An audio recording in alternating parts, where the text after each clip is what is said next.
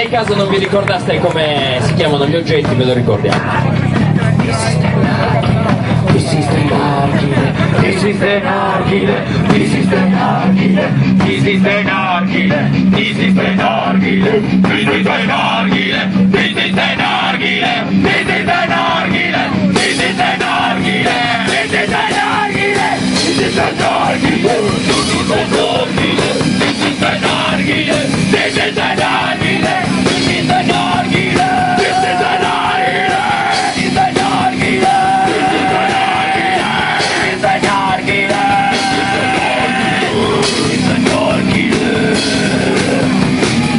narghile. Ma che cos'è?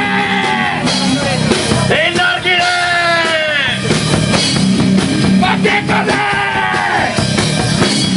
Il narghile! No, è il narghile! Vabbè, capita a confondersi, non erano chiare le indicazioni.